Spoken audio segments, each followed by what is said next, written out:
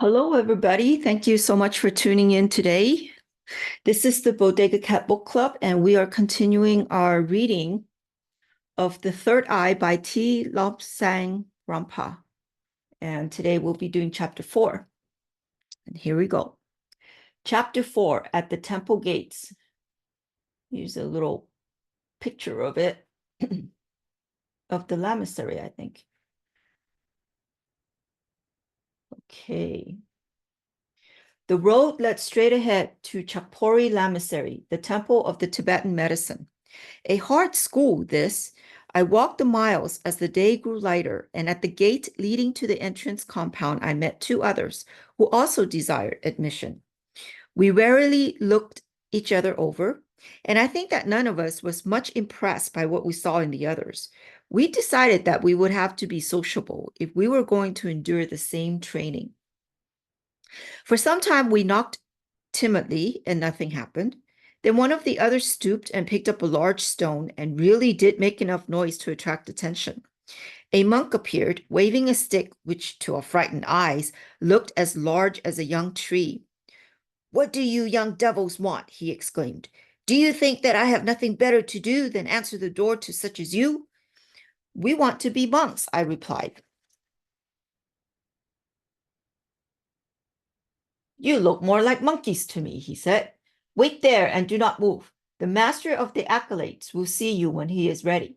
The door slammed shut, nearly knocking one of the other boys flat on his back, he having moved incautiously near. We sat upon the ground. Our legs were tired with standing. People came to the lamasery and went.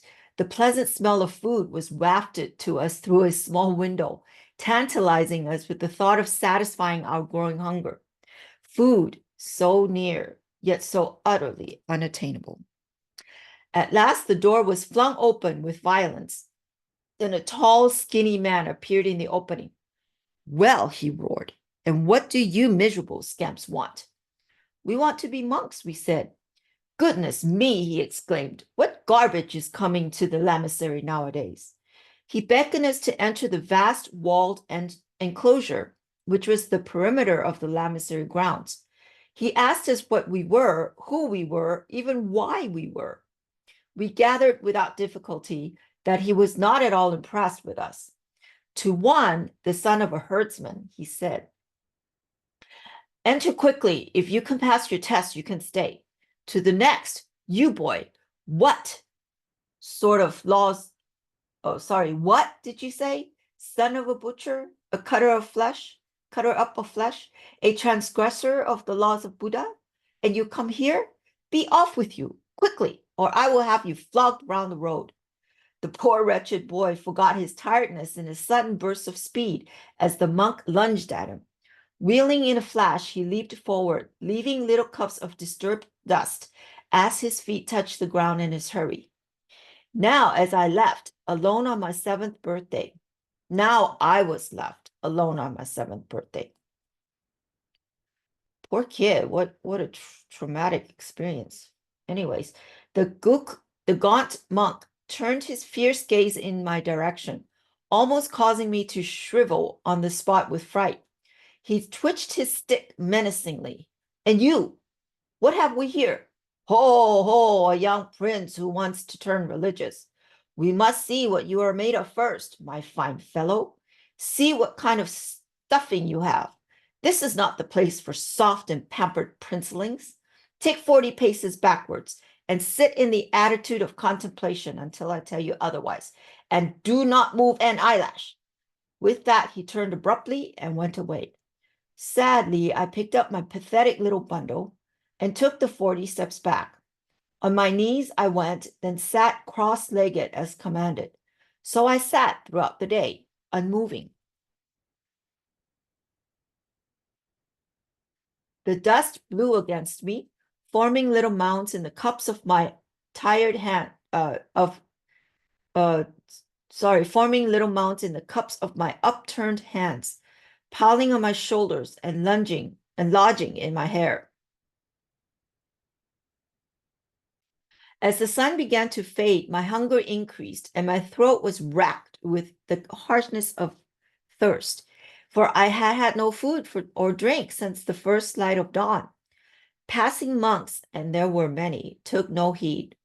Wandering dogs paused a while to sniff curiously. Then they too went away. A gang of small boys came past. One idly flipped a stone in my direction. It struck the side of my head and caused the blood to flow, but I did not stir. I was afraid to. If I failed my endurance test, my father would not allow me to enter what had been my home. There was nowhere for me to go, nothing that I could do. I could only remain motionless, aching in every muscle, stiff in every joint. The sun hid behind the mountains and the sky became dark. The stars shone bright against the blackness of the sky.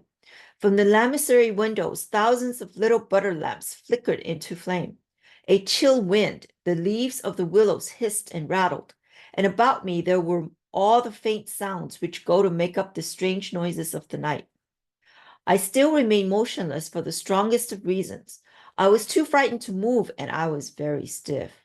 Presently came the soft sush of approaching monks' sandals slithering over the gritty way, the steps of an old man feeling his way in the darkness. A form loomed up before me, the form of an old monk, bent and gnarled with the passage of austere years. His hands shook with age, a matter of some concern to me when he saw that I was spilling the tea he was carrying in one hand. In the other, he held a small bowl of sampa. He passed them to me. At first, I made no move to take them. Divining my thoughts, he said, "Take them, my son, for you can move during the hours of darkness." So I drank the tea and transferred the sampa to my own bowl. The old monk said, "Now sleep, but at the first rays of the sun, take your stance here in the same position, for this is a test, and is not the wanton cruelty which you may now consider it to be.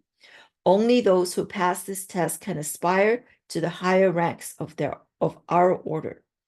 With that, he gathered up the cup and the bowl and went away. I stood and stretched my legs, then lay upon my side and finished the sampa. Now I was really tired. So scooping a depression in the ground to accommodate my hip bone and placing my spare robe beneath my head, I lay down. The 7 years had not been easy years. At all times, father had been strict, frightfully strict. But even so, this was my first night away from home, and the whole day had been spent in one position, hungry, thirsty, and motionless. I had no idea of what the morrow would bring, or what more would be demanded of me. But now I had to sleep alone beneath the frosty sky, alone with my terror of the darkness, alone with my terrors of the days to come.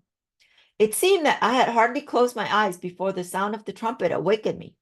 Opening my eyes, I saw that it was the false dawn, with the first light of the approaching day reflected against the skies behind the mountains. Hurriedly, I sat up and resumed the posture of contemplation. Gradually, the lamasery ahead of me awoke to life.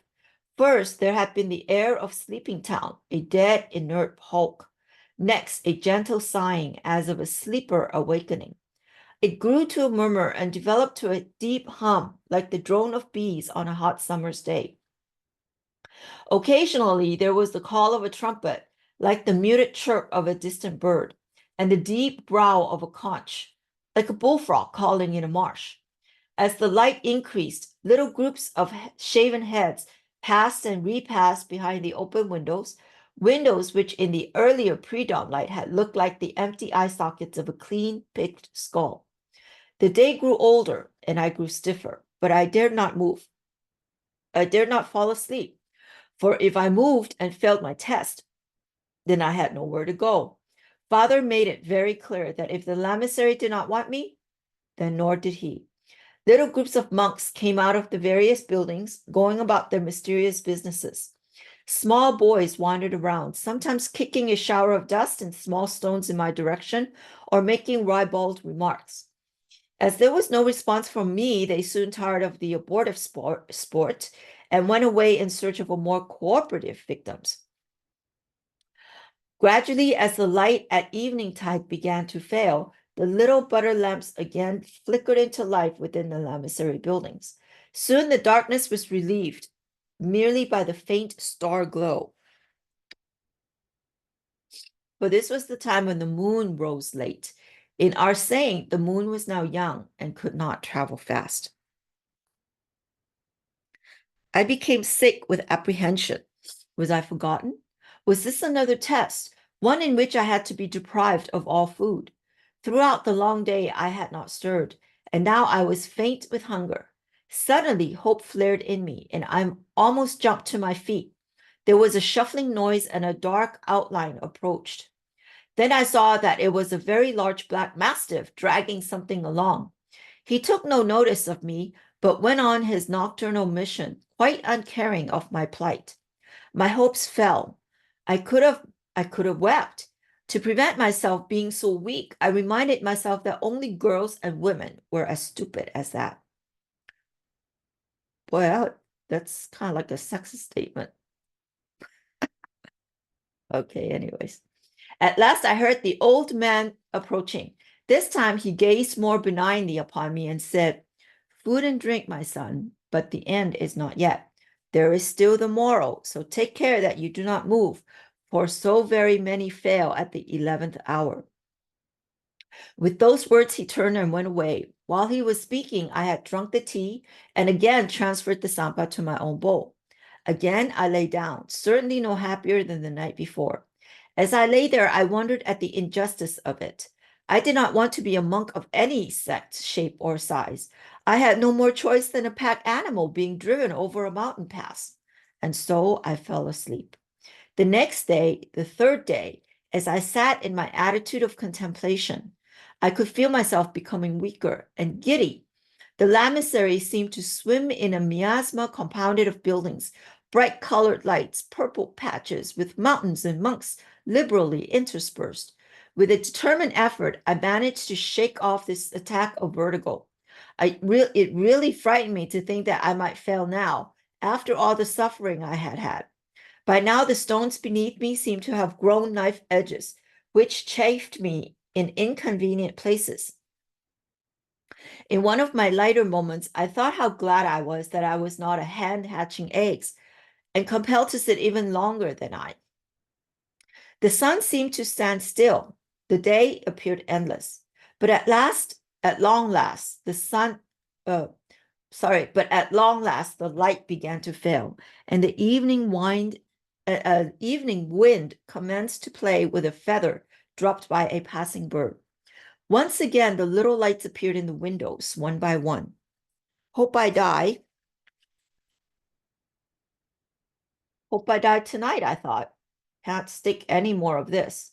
Just then, the tall figure of the master of the acolytes appeared in the distant doorway.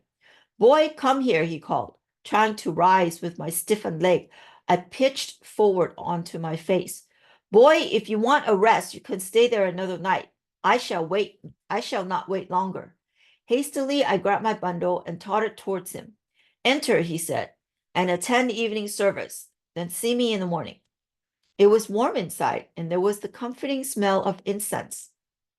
I love incense. My hunger-sharpened senses told me there was food quite near, so I followed a crowd moving to the right. Food, sampa, buttered tea. I edged my way to the front row as if I had had a lifetime of practice.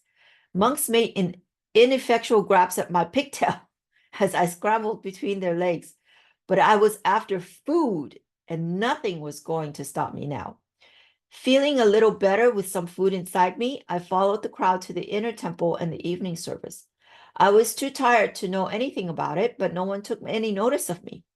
As the monks filed out, I slipped behind a giant pillar and stretched out on the stone floor.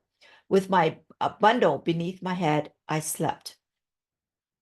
A stunning crash. I thought my head had split, and the sound of voices.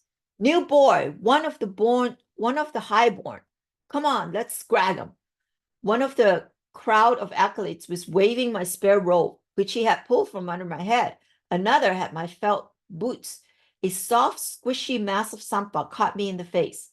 Blows and kicks were rained upon me, but I did not resist, thinking it might be part of the test to see if I obeyed the 16th of the laws, which ordered, bears suffering and distress with patience and meekness. There was a sudden loud bellow. What's going on here? A frightened whisper. Oh, it's old Rattlebones on the prowl.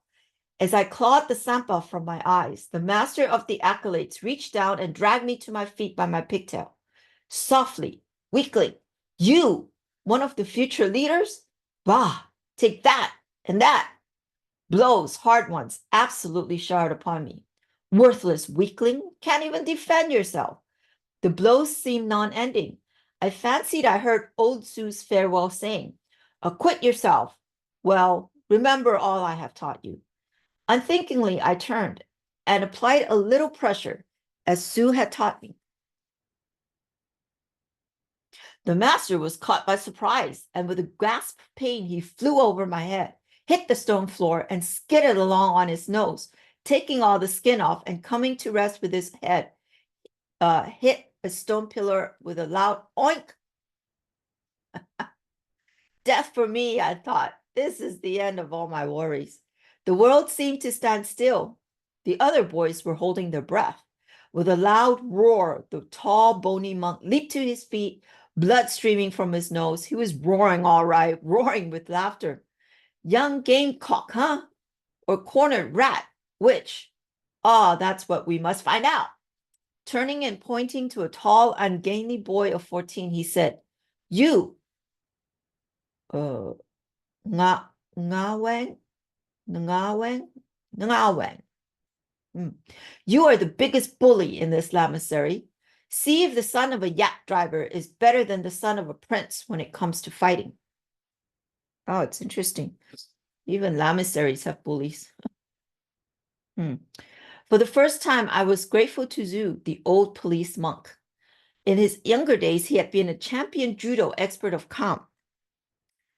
Here's a footnote about that. The Tibetan system is different and more advanced, but I shall call it judo in this book, as the Tibetan name would convey nothing to Western readers. See also page 99. Got me curious. What's 99?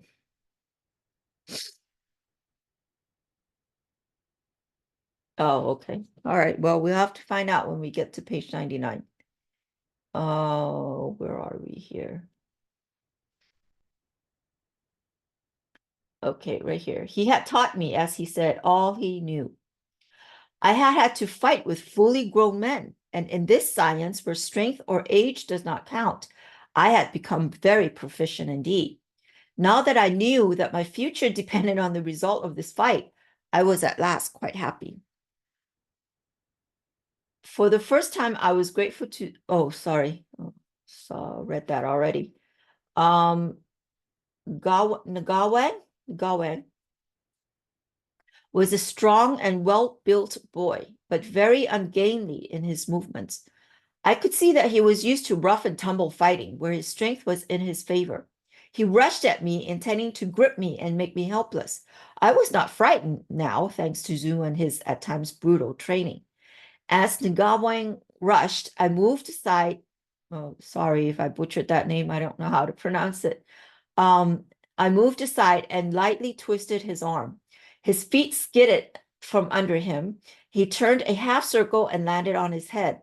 For a moment, he lay groaning, then sprang to his feet and leapt at me. I sank to the ground and twisted a leg as he passed over me. This time, he spun around and landed on his left shoulder.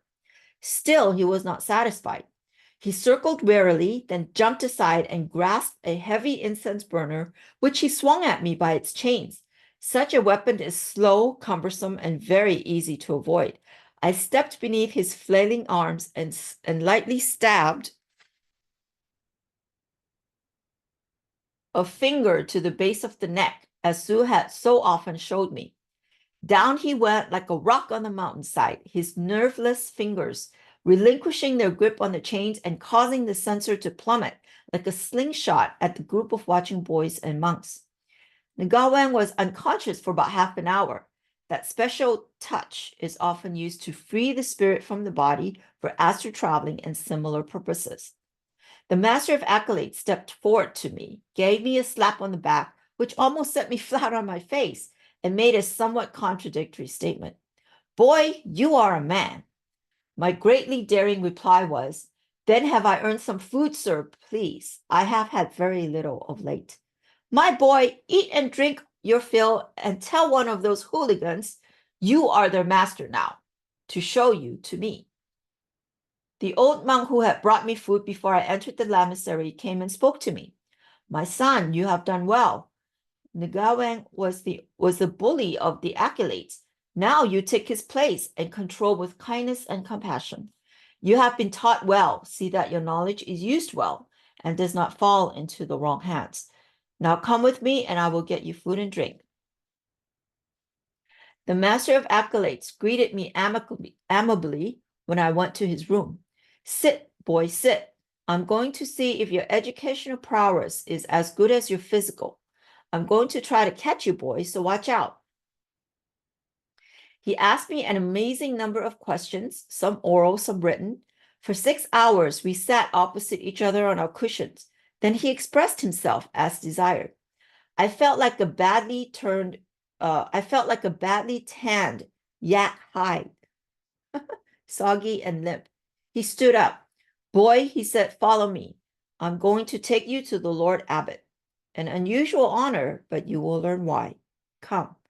Through the wide corridors, I followed him, past the religious offices, past the inner temples and the schoolrooms, up the stairs through more winding corridors, past the halls of the gods and the storage places of herbs, up more stairs until at last we emerged on the flat roof and walked towards the Lord Abbot's house, which was built upon it. Then through the gold panel doorway, past the golden Buddha, round by the symbol of medicine, and into the Lord Abbot's private room. Bow, boy, bow, and do as I do. Lord, here is the boy, Tuesday Lobsang Rampa. With that, the master of the acolytes bowed 3 times, then prostrated himself upon the floor. I did the same, panting with eagerness to do the right thing in the right way. The impassive Lord Abbot looked at us and said, sit. We sat upon cushions, cross-legged, in the Tibetan way. For a long time, the Lord Abbot remained looking at me, but not speaking. Then he said, Tuesday Lobsang Rampa, I know all about you, all that has been predicted. Your trial of endurance has been harsh, but with good reason. That reason you will know in later years. Know now that of every 1,000 monks, only one is fitted for higher things, for higher development. The others drift and do their daily task. They are the manual workers, those who turn the prayer wheels without wondering why. We are not short of them. We are short of those who will carry on our knowledge when later our country is under an alien cloud. You will be specially trained, intensively trained, and in a few short years, you will be given more knowledge than a lama normally acquires in a long lifetime. The way will be hard, and often it will be painful. To force clairvoyance is painful, and to travel in the astral planes requires nerves that nothing can shatter, and a determination as hard as the rocks. I listened hard, taking it all in. It all seemed too difficult to me. I was not that energetic. He went on, you will be trained here in medicine and in astrology. You will be given every assistance which we can render. You will also be trained in the esoteric arts. Your path is mapped for you, Tuesday Lobsang Rampa.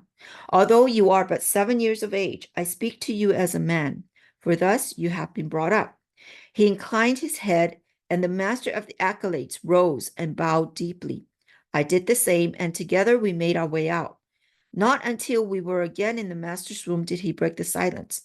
Boy, you will have to work hard all the time, but we will help you all we can. Now I will have you taken to get your head shaved. In Tibet, when a boy enters the priesthood, the head is shaved with the exception of one lock. This lock is removed when the boy is given the priest name, and his former name is discarded, but more of that a little further on. The master of acolytes led me through winding ways to a small room. the barber shop. Here, I was told to sit on the floor. Tom Cho, the master said, shave this boy's head. Here's a picture of his shaved head. See his forehead right there. Oh, remove the name lock as well, for he is being given his name immediately. Tom Cho stepped forward, grasped my pigtail in his right hand, and lifted it straight up. Oh, my boy, lovely pigtail. Well buttered, well cared for. A pleasure to saw it off. From somewhere he produced a huge pair of shears, the sort our servants use for cutting plants. Tishe, he roared, come and hold up this end of the rope. Tishe, the assistant, came running forward and held up my pigtail so tightly that I was almost lifted off the ground. With his tongue protruding and with many little grunts, Tom Cho manipulated those deplorably blunt shears until my pigtail was severed. That was just the start. The assistant brought a bowl of hot water, so hot that I jumped off the floor in anguish when it was poured on my head. What's the matter, boy? Being boiled? I replied that I was. And he said, never mind that. It makes the hair easier to remove. He took up a three-sided razor, very like the thing we had at home for scraping floors. Eventually, after an eternity, it seemed to me, my head was denuded of hair. Come with me, said the master. He led me to his room and produced a big book. Now, what are we to call you? He went on mumbling to himself. Then, here we are. From now on, you will be called, oh boy, Yiza Ming Damar La Lu. For this book, however, I shall continue to use the name of Tuesday Lobsang Rampa, as it is easier for the reader. Oh, yes, thank you so much.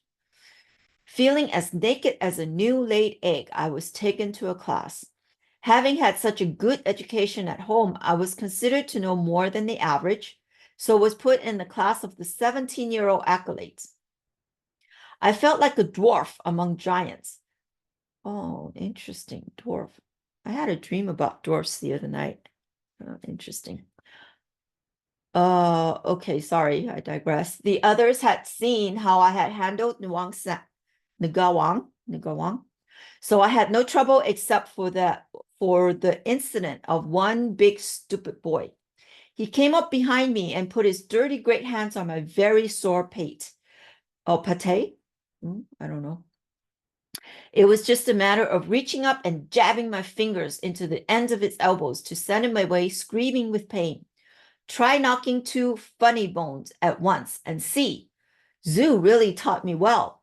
The judo instructors whom I was to meet later in the week all knew Zhu. All said he was the finest judo adept in the whole of Tibet. I had no more trouble from boys. Our teacher, who had had his back turned when the boy put his hand on my head, had soon noticed what was happening. He laughed so much at the result that he let us go early. It was now about 8:30 in the evening, so we had about 3/4 of an hour to spare before temple service at 9:15. My joy was short-lived. As we were leaving the room, a lama beckoned to me. I went to him and said, "Come with me." I followed him, wondering what fresh trouble was in store. He turned into a music room where there were about 20 boys whom I knew to be entranced like myself. 3 musicians sat at their instruments, one at a drum, one had a conch, and the other a silver trumpet. The Lama said, "We will sing so that I may test your voices for the choir." The musicians started playing a very well-known air which everyone could sing. We raised our voices. The music master raised his eyebrows. The puzzled look on his face was replaced by one of real pain. Up went his 2 hands in protest. "Stop, stop," he shouted. "Even the gods must writhe at this." Now start again and do it properly. We started again. Again, we were stopped. This time the music master came straight to me. Dolt, he exclaimed, you're trying to make fun of me. We will have the musicians play and you sing alone, as you will not sing in company. Once again, the music started. Once again, I raised my voice in song, but not for long. The music master waved to me in a frenzy. Tuesday Lobsang, your talents do not include music. Never in my 55 years here have I heard such an off-key voice. Off-key? It is no key at all. Boy, you will not sing again. It is the singing. In the singing sessions, you will study other things. In the temple services, you will not sing, or your disharmony will ruin all. Now go, you unmusical vandal. I went. I idled around until I heard the trumpets announcing that it was time to assemble for the late service. Last night, good gracious, was it the only last night that I entered the lamasery? It seemed ages. I felt that I was walking in my sleep, and I was hungry again. Perhaps that was just as well. If I had been full, I should have dropped off to sleep. Someone grabbed my rope, and I was swung up in the air. A huge, friendly-looking lama had hoisted me up to his broad shoulder. Come on, boy, you will be late for service, and then you'll catch it. You miss your supper, you know, if you're late and you feel as empty as a drum. He entered the temple, still carrying me, and took his place just at the back of the boys' cushions. Carefully, he placed me on a cushion in front of him. Face me, boy, and make the same responses as I do. But when I sing, you, ha ha ha, keep quiet. I was indeed grateful for his help. So few people had ever been kind to me. Instruction I had had in the past had been yelled in one end or knocked in the other. I must have dozed because I came to with a start to find that the service had ended, and the big lama had carried me, asleep, to the refectory and put tea, sampa, and some boiled vegetables in front of me. Eat it up, boy, and then get off to bed. I'll show you where to sleep. For this night, you can sleep until 5 in the morning. Then come to me. That was the last thing I heard until at 5 in the morning I was awakened, with difficulty, by a boy who had been friendly the day before. I saw that I was in a large room and was resting on 3 cushions. The Lama Mingyar Dondup told me to see that you were awakened at 5. Up I got and piled my cushions against the wall as I saw the others had done. The others were moving out, and the boy with me said, we must hurry for breakfast. Then I have to take you to the Lama Mingyar Dondup. Now I was becoming more settled. Not that I liked the place or wanted to stay, but it did occur to me that as I had no choice whatever, I should be my own best friend if I settled without any fuss. At breakfast, the reader was droning out something from one of the 112 volumes of Kengwar, the Buddhist scriptures. He must have seen that I was thinking of something else, for he rapped out, you, small new boy there. What did I say last? Quick, like a flash, and quite without thinking, I replied, sir, you said that boy is not listening. I'll catch him. That certainly raised a laugh and saved me from a hiding for inattention. The reader smiled, a rare event, and explained that he had asked for the text from the scriptures, but I could get away with it this time. All the meals readers stand at a lectern and read from sacred books. Monks were not allowed to talk at meals, nor to think of food. They must ingest sacred knowledge with their food. We all sat on the floor on cushions and ate from a table which was about 18 inches high. We were not permitted to make any noise at meal times, and we were absolutely banned from resting our elbows on the table. The discipline at Chakpori was indeed iron. Chakpori means iron mountain. In most lamaseries, there was little organized discipline or routine. Monks could work or laze as they pleased. Perhaps 1 in 1,000 wanted to make progress, and they were the ones who became lamas. For lama means superior ones, and is not applied to all and sundry. In our monastery, the discipline was strict, even fiercely so. We were going to be specialists, leaders of our class, and for us, order and training were considered to be utterly essential. Sounds like the military. That's very interesting. We boys were not allowed to use the normal white robes of an acolyte or acolyte, acolyte, but had to wear the russet of the accepted monk. We had domestic workers as well, but these monks were servant monks who saw in the housekeeping side of the lamasery. We had to take turns at domestic work to make sure that we did not get exalted ideas. We always had to remember the old Buddhist saying, being yourself the example, do only good and no harm to others. This is the essence of Buddha's teachings. Our Lord Abbot, the Lama Champala, was as strict as my father and demanded instant obedience. One of his sayings was, reading and writing are the gates of all qualities. So we got plenty to do in that line. End of chapter 4. Well, thank you so much for joining us. I hope you enjoyed that. I enjoyed reading it. It was a fun chapter. We will continue chapter 5 next week, and I hope you have a great day, great week, great night, wherever you guys are, and we'll see you again next week. Bye-bye now.